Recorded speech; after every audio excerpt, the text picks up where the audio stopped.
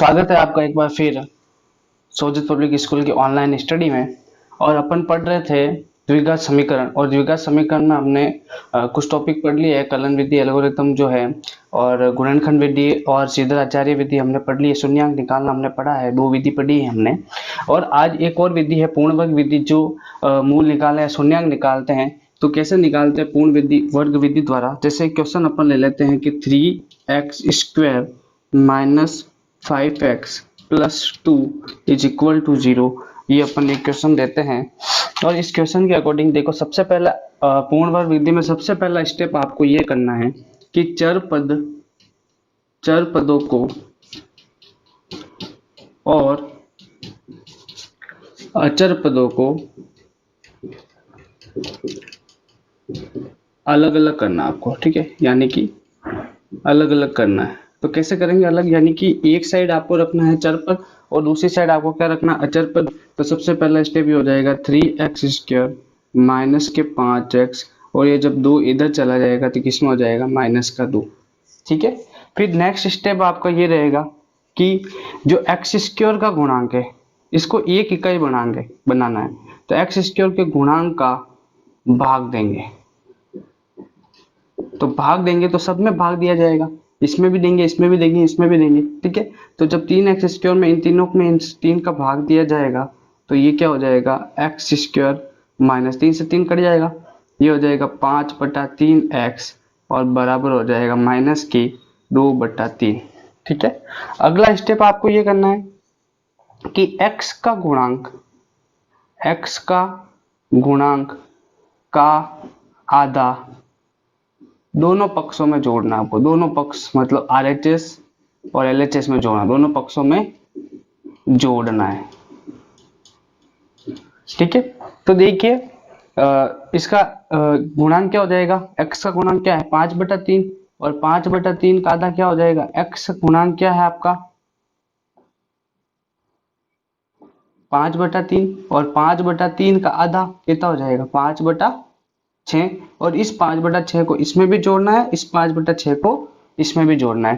तो देखिए कितना हो जाएगा, x² माइनस के 5/3x प्लस के 5/6, और इधर हो जाएगा माइनस के 2/3 प्लस 5/, x का गुणांक के आधा का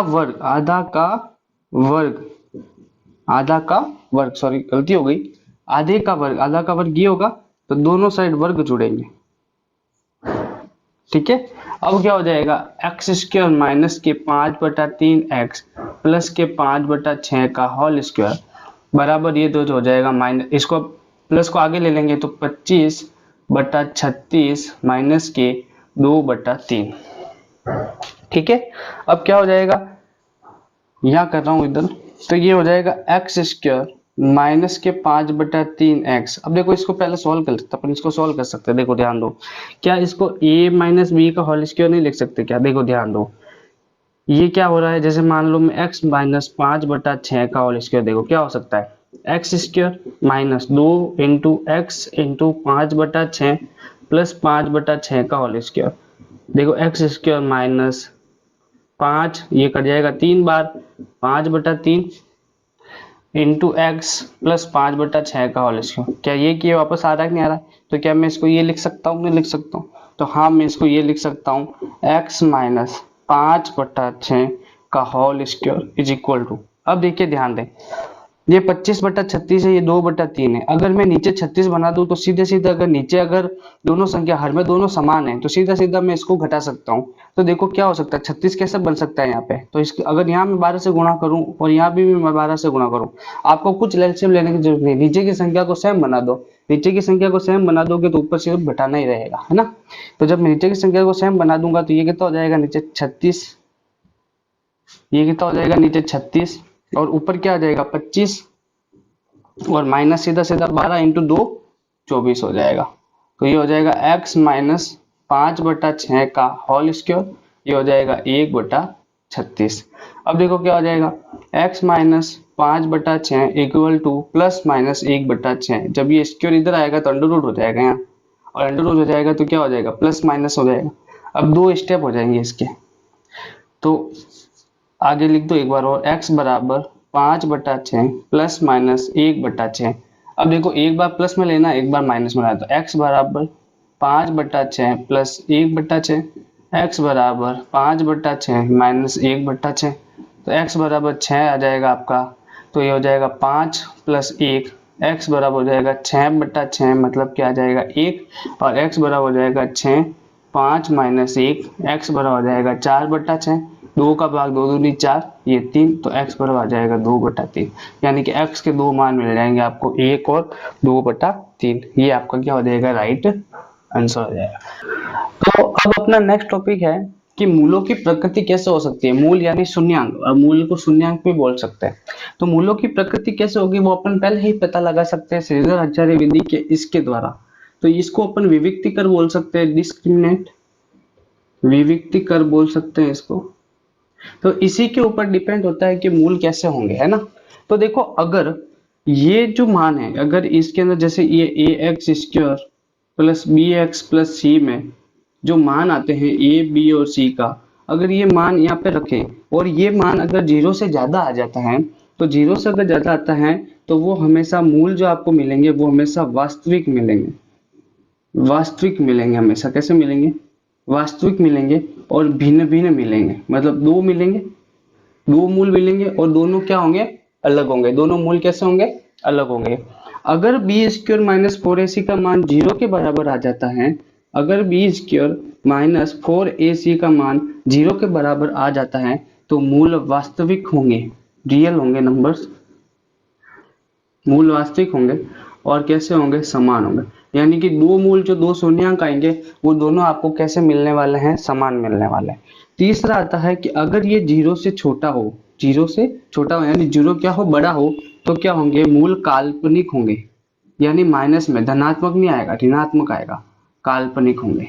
क्या होंगे, काल्पनिक होंगे। जैसे एक सवाल है 2x² माइनस के 6x प्लस के 3 इज इक्वल टू 0। ठीक है, तो देखो इस सवाल के अंदर देखिए, ध्यान दें कि इसमें देखिए a क्या है, 2 है, b क्या है, -6 है, c क्या है, 3 है, ये कितना है, 2 है, ये कितना है, माइनस के 6 है, और ये कितना है, प्लस का 3 है। ठीक है, अब देखो सबसे पहले अपन इसकी प्रकृति ज्ञात करते हैं। तो देखिए b² माइनस 4ac कैसे आ रहा है, देखिए कि b² का मान हो जाएगा -6 का whole square minus 4 into 2 into 3, ये मान अपन ने यहाँ पुट किया तो देखो कितना हो जाएगा, 36 माइनस 4 इंटू 2 8, 8 इंटू 3 24, तो ये कितना हो जाएगा आपका 12, जो क्या है 0 से ज्यादा है। यानी कि इसके जो मूल मिलने वाले हैं वो अपन को वास्तविक मिलने वाले हैं, और दोनों जो मूल मिलेंगे वो अपन को कैसे मिलेंगे, भिन्न भिन्न मिलेंगे। तो अब इसमें अपन को श्रीधर आचार्य विधि लगानी है। तो x बराबर माइनस बी प्लस माइनस ये होता है, तो माइनस बी का मान हो जाएगा माइनस का 6 प्लस माइनस अंडर रूट, कितना मान निकला था इसका, 12 निकला था, तो सीधा आप यहाँ कितना लिख दो, 12 लिख दो, क्योंकि अपन ने पहले b² माइनस 4ac का मान निकाल लिया तो वापस लगाने की जरूरत नहीं है। तो 2 इंटू ए का मान अपन को पता है 2 है, तो ये हो जाएगा माइनस माइनस प्लस के 6 प्लस माइनस 12 को कैसे लिख सकते हैं अपन, देखो जब 12 का करोगे अंडर रूट तो देखो कैसे होगा, 2 ये हो जाएगा 6, फिर 2 ये हो जाएगा 3, फिर 3, और फिर देखो 2 2 की एक जोड़ा बन गया, 3 सिंगल है तो ये हो जाएगा 2 अंडर रूट 3/4। अब देखो ध्यान दो, इस प्लस को मत लगाओ चलेगा। अब देखो दो स्टेप बन जाएंगे, 6 प्लस 2 अंडर रूट 3/4 और 6 माइनस 2 अंडर रूट 3/4। अगर मैं यहाँ से क्या करूँ, 2 कॉमन ले लूँ तो ये हो जाएगा कितना, 2 कॉमन ले लिया तो हो जाएगा 3 प्लस अंडर रूट 3/4, और यहाँ हो जाएगा 2, 3 माइनस अंडर रूट 3/4। जब ये कट जाएगा तो ये हो जाएगा 2 बार, ये कट जाएगा 2 बार, तो x के दो मूल मिलेंगे जो हो जाएगा 3 प्लस अंडर रूट 3/2 और 3 माइनस अंडर रूट 3/2, और दोनों के दोनों क्या है, भिन्न भिन्न है, इसका मान अलग है, इसका मान अलग है, और दोनों क्या है आपके रियल है, वास्तविक है। ठीक है, तो मूलों की प्रकृति पहले ही पता लगाई जा सकती है, किसके द्वारा, इसके द्वारा, जिसको डिस्क्रिमिनेंट बोलते हैं और विविक्तीकरण बोलते हैं, जो ax plus bx plus c का क्या है, मूलों की प्रकृति को बताता है। और इसी से हम श्रीधर आचार्य विधि से x का मान जब निकालेंगे तो अपन को पता चल जाएगा कि वास्तविक है या भिन्न भिन्न है या कैसे हैं। ठीक है, तो आप इसका स्क्रीनशॉट ले सकते हैं। और इसी तरह जो प्रश्नावली है आपकी 3.5, ये सभी सवाल इस पे आधारित ही हैं, तो आप कर सकते हैं। तो देखिए एलसीएम और एचसीएफ कैसे निकाला जाएगा। एलसीएम और एचसीएफ का मतलब आपको ये निकालना है बड़ी घात। लघुत्तम का मतलब होता है लघु मतलब बड़ा, और महत्तम मतलब महीन मतलब छोटा। तो छोटी घात वाला लेना है, इसमें आपको बड़ी घात वाला लेना है। तो एक एग्जांपल के अपन अनुसार अपन समझ लेंगे। तो देखिए ध्यान दीजिए कि ये 8 मतलब एक एग्जांपल के अकॉर्डिंग अपन समझते हैं। 8a² दे रखा है b³ व दे रखा है कि 12a³ b²d। अब इसको आपको निकालना है क्या, एलसीएम निकालना है। ठीक है, तो एलसीएम कैसे निकालेंगे। तो सबसे पहले अपन ये जो 8a² b³ c को अपन गुणनखंड करेंगे इसका। तो देखिए ध्यान दें, 2 की घात 3 में लिख सकता हूँ, यानी देखो इसको मैं 2 इंटू 2 इंटू 2 लिख सकता हूँ 8 को। क्यों, 2 इंटू 2 4, 4 इंटू 2 8 हो गया। तो क्या हो जाएगा, देखो 2 की घात 3 हो सकता है, और ये कितना हो जाएगा a², ये हो जाएगा इंटू b³ और ये हो जाएगा इंटू c। दूसरा है आपका 12a³ b²d। ठीक है, इसको मैं लिख सकता हूँ 2 का स्क्वायर इंटू 3। देखो 2 का square 4, 4 into 3 12 into a³ into b² into d। अब देखिए इसमें आपको कैसे गुणा करना है, मतलब लघुत्तम घात का, बड़ी घात का लघुत्तम घात की संख्या का गुणन। इसमें कॉमन होने की कोई जरूरत नहीं। तो इसमें लघुत्तम घात क्या है, 2 की घात 3। 3 सिंगल है तो 3 को भी लेना, इसमें कॉमन वाली कोई चीज नहीं है। ठीक है, a³ और a² में बड़ा कौन है, a³। b² और b³ में बड़ा कौन है, b³। और c और d। तो आपका आंसर कितना हो जाएगा, 2 का क्यूब तो हो जाएगा 8 इंटू 3 कितना हो जाएगा 24, कितना हो जाएगा a³ b³ c और d। ये आपका क्या हो जाएगा, राइट आंसर हो जाएगा। ठीक है, अब अपन पढ़ते हैं महत्तम समापवर्त्य। तो इसके अंदर क्या होगा, इसके अंदर आपको लेनी है कॉमन चीजें या निम्नतम घात। तो और दूसरा हो गया आपका क्या, 24a² b²। देखिए ध्यान दें, इसको मैं लिख सकता हूं 3 इंटू 5। ठीक है, इंटू लिख सकता हूं a³ into b into c²। और यहाँ पे देखिए लिख सकता हूं मैं 2 की घात 3 into 3, 8 into 3 24 into a² into b into c³।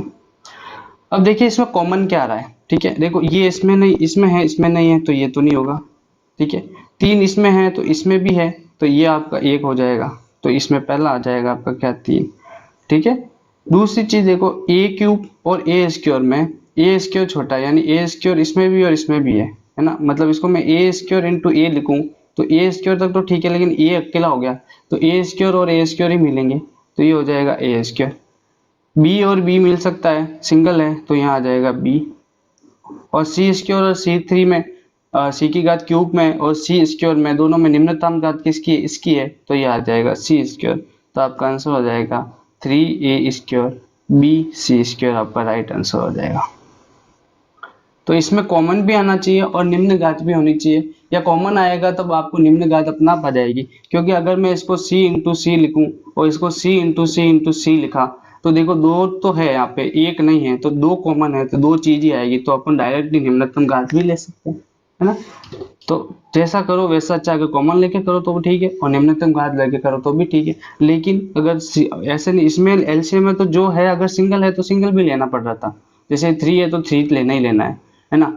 यहाँ पे सी है, यहाँ पे सी नहीं है, लेकिन तो भी सी और डी आएगा, है ना। लेकिन ऐसा इसमें नहीं होता। अगर इसका एचसीएफ निकालना होता तो कैसे निकालते, देखो इन दोनों में कंपेयर करो तो निम्नतम घात किसकी है, 2 की, इसकी और की। अब देखो 3 यहाँ है, यहाँ नहीं है, तो इसको छोड़ दो, ये नहीं आएगा, ये कॉमन ही नहीं है। ठीक है ना। अब a² इसमें निम्नतम घात किसकी है, तो a² आ जाएगा। b³ और इसमें निम्नतम घात किसकी है, तो b² आ जाएगा। अब यहाँ सी है, यहाँ सी नहीं है, यहाँ डी है, यहाँ डी नहीं है, तो यहाँ पर आंसर हो जाएगा 4a² b²। ये आपका क्या आ जाता, एम मस आ जाता, HCF आ जाता इस वाले सवाल का। अगर इस सवाल का एलसीएम निकालना होता तो एलसीएम निकाल सकते थे, ठीक है।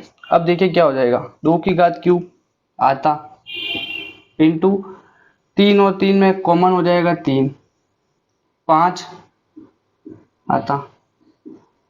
इसमें बड़ी घात किसकी है, a³ की। इसमें क्या है, b सिंगल ही है, इंटू c, और इसमें बड़ी घात किसकी है, c³ की।